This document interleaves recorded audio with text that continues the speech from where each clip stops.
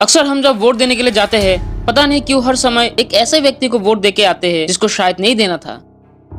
लेकिन आज के पॉलिटिक्स में एक ऐसा इंसान भी मौजूद है जो कि हर मुद्दे को हाईलाइट करते हैं, राघव चड्ढा। कल तक जो चाय 250 रुपए में मिलता था, आज वो 10 रुपए में मिलता है।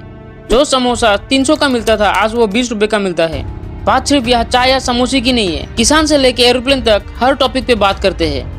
लेकिन क्योंकि एयर पोल्यूशन का सारा दोष देश के किसान पर मढ़ा जाता है, आज मैं उस किसान की आवाज उठाना चाहता हूं। आईआईटी की एक स्टडी बताती है सर कि स्टबल बर्निंग एक कारण है एयर पोल्यूशन का, इकलौता कारण नहीं है। लेकिन फिर भी क्योंकि सारा दोष किसान को दिया जाता है, हम पूरा साल तो कहते हैं किसान हमारा भगवान है, हमारा अन्नदाता है, लेकिन जैसे ही नवंबर का महीना आता है हम कहते हैं कि किसान क्रिमिनल है, इसको जेल में डाल दिया जाए, इस पर फाइन लगाया जाए। 1 केजी अगर एक्सेस बैगेज हो जाए तो फ्लाइट आपसे हजारों रुपए का किराया वसूलती है, लेकिन कई घंटों के डिले के लिए क्या फ्लाइट हमें कॉम्पनसेट करती है? सर, अगर आपका 1 केजी बैगेज ओवरवेट हो जाए तो हजारों रुपए एयरलाइन आपसे एक्सेस बैगेज के चार्जेस वसूल लेती है।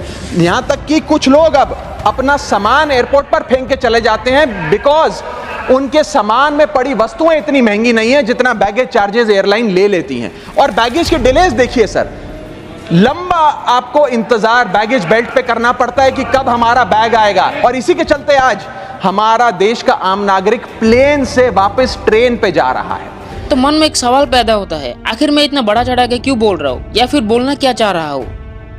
अरे कहना क्या चाहते हो? बात क्लियर है कि मुझे डर है, क्योंकि जिस देश में रैपिस्ट खुला घूमता है और साइंटिस्ट जेल में, राघव चड्ढा अच्छा काम तो कर रहा है, लेकिन मुझे डर है कि वो भी शायद जेल में न चले जाए। हमारे देश में सोनम सर जैसे व्यक्ति सलाखों के पीछे बंद है, तो मन में चिंता तो होता है। जिस देश में धर्म और जाति के नाम पे वोट लिया जाता है या फिर कहे दिया जाता है, उस देश में राघव चड्ढा जैसे पॉलिटिशियन टिकेंगे, इस बात में मुझे संदेह है। हमारे देश में सब कंपटीशन में लगे हुए हैं कि मंदिर सोने का बनेगा या फिर मस्जिद सोने का बनेगा।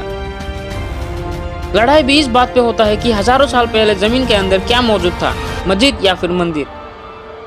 तो उस समाज में पढ़े लिखे पॉलिटिशियन रह पाएंगे क्या, ये सवाल मुझे तड़पाता है। बात सिर्फ पॉलिटिशियन की नहीं है, एक ऐसा टीचर की भी है जो समाज में भलाई के लिए हॉस्पिटल बनवाया है और जितना हो सके चीपेस्ट दाम में सर्विस प्रोवाइड कर रहा था, लेकिन लोगों को इस डिसीजन से भी प्रॉब्लम है। कोई रिस्पांस नहीं, कोई यहाँ केयर टेकर जो भी है, मैंने अपना मन से सारा काम, डॉक्टर से भी हमने मिला, डॉक्टर से बात पूछने पर मजाक उड़ा रहे हैं पेशेंट का। मजाक उड़ा रहे हैं? हाँ, मैं खुद एक पेशेंट हूँ। मैं अगर गलत बयान दे रहा हूँ तो आप जाकर अंदर में किसी भी आदमी से आप इस चीज का तहकीकात कर सकते। ओपीडी शुल्क कितना है? 50 रुपए। ना सस्ता तो कहीं है नहीं। सस्ता से मतलब नहीं है बॉस। सस्ता से प्रॉब्लम तो नहीं होगा सर, क्योंकि हम गद्दी में तो अनपढ़ को बैठा देते हैं, लेकिन जो इंसान समाज के लिए अच्छा कर रहा है उसको बदनाम तो हम करेंगे।